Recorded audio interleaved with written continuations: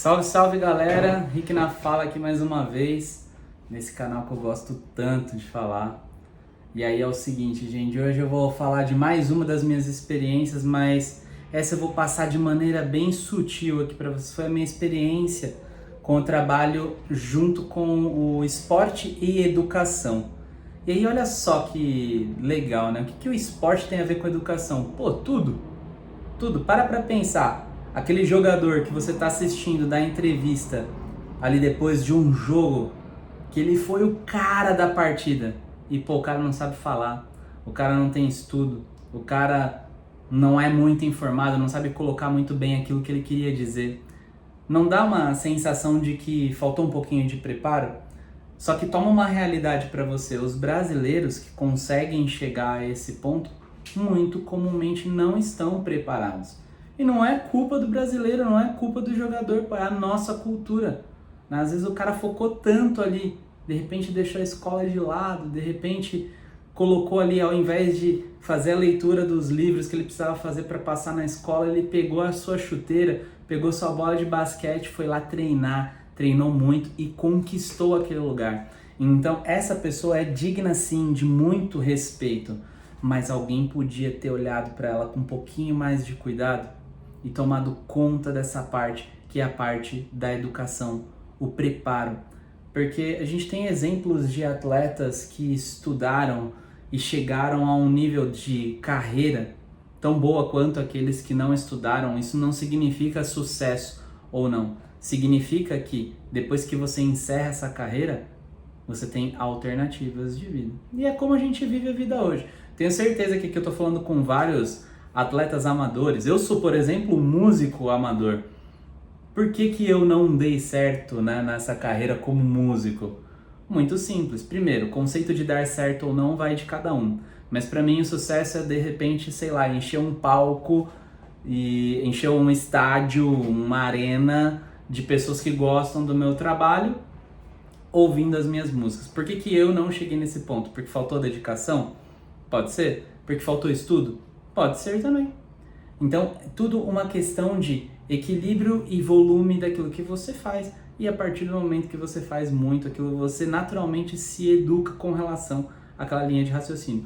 Agora, pensa só. Se o melhor atleta do esporte que você gosta se dedica dentro desse esporte a mesma quantidade de tempo, a mesma quantidade de vontade de vencer na escola, na educação, se ele tem uma metodologia que se adapta a essa rotina dele, não é muito melhor você ter ali algum norte depois que você encerra a sua carreira? Porque a carreira do atleta, infelizmente, no mundo é uma carreira mais curta. Então, o que sobra depois do momento em que essa pessoa ela conquistou todas as medalhas, todos os campeonatos e tudo mais?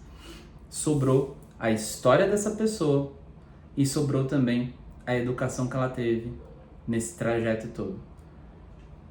É muito comum a gente ver em universidades estadunidenses o draft, né, do basquete e de outras ligas importantes também, colocarem tudo isso na ponta do lápis, porque se você tem um grande talento ali em ascensão e essa pessoa ela é draftada porque estava numa grande universidade, isso significa que o esporte e a educação estão andando juntos. Agora imagina se você tem uma realidade como essa aqui no Brasil. E você tem. A Sport Educa foi o projeto que eu tive a honra de fazer parte.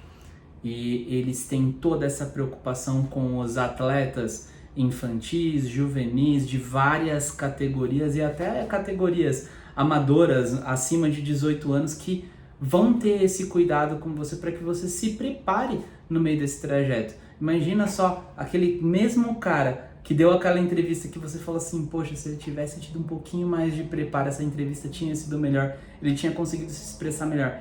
Imagina este cara potencializado com uma boa educação, com uma boa faculdade, com uma boa dicção, entregando tudo aquilo que ele gostaria de trabalhar junto com você. Então, isso acaba refletindo, né, na educação dos nossos pequenos, das crianças. E, bom, com a idolatria, né? Quem são os ídolos da atualidade, o que eles fizeram para se tornar ídolos. E a partir dali a gente tem a possibilidade de forjar, né, de modelar pessoas com todas as características de maneira positiva.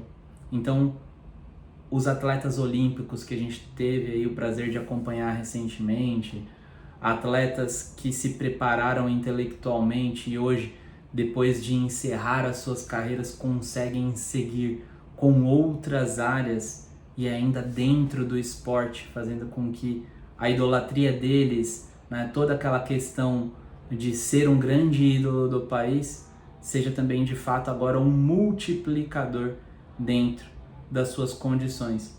Então, quando a gente une o esporte e a educação, a gente encontra um atleta extremamente preparado para atingir os seus objetivos e trabalhar com aquilo que quer trabalhar, independente do formato.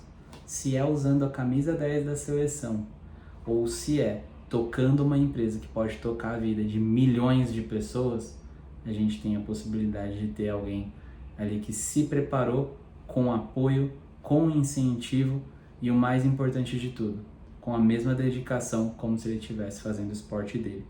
Então, fica a reflexão aí para vocês. O esporte e a educação vai mudar o mundo e a gente vai ter que se preparar para ter uma conversa séria sobre isso.